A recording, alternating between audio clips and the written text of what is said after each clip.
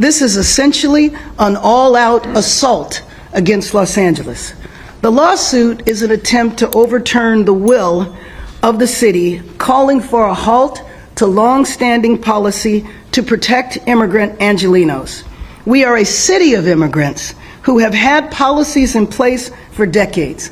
Ironically, originally, the law was for public safety, so the newly arrived immigrant population that was being preyed on by criminals would feel safe in reporting crimes to law enforcement. As the city attorney said yesterday, our city remains committed to standing up for our constitutional rights and the rights of our residents. We will defend our ordinance and continue to defend policies that reflect the long-standing values of our city. We know that Los Angeles is the test case, and we will stand strong. And we do so because the people snatched off city streets and chased through parking lots are our coworkers, our neighbors, our family members, and they are Angelenos.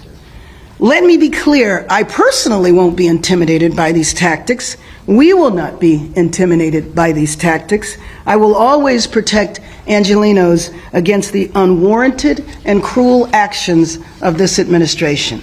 What the federal government should do is stay in Washington and remove the troops and do not have ICE raids in our city. That's what the federal government should do. Next. Next question. Well, first of all, I'm named in the lawsuit, so that is my role. They have determined my role. In terms of the actions that the City Council is taking today, they're taking them today, so I have not had an opportunity to review what they're doing. I definitely support the City Attorney participating in defending us and then in other lawsuits. For example, and it's been reported over and over again, we don't know who these masked men are.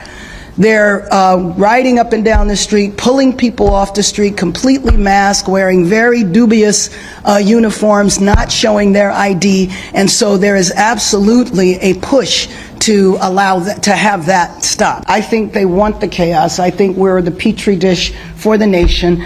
Basically, if the public will tolerate the federal seizure of state power, which is what they did in terms of taking the power away from Governor Newsom around the troops, whether or not, let's see, how far can we push the envelope? Will the American public tolerate Marines driving up and down the street? Mayors across the city, across the country are very concerned. I've been on Zoom calls with over 100 mayors looking at what is happening in LA. This is the test case, and we're going to pass the test. We are going to be doing a deep analysis to see how we would respond. What would the impact be if federal funding was pulled? But you know, you can't govern the city that way. We have to function and move forward and do the best that we can given these circumstances.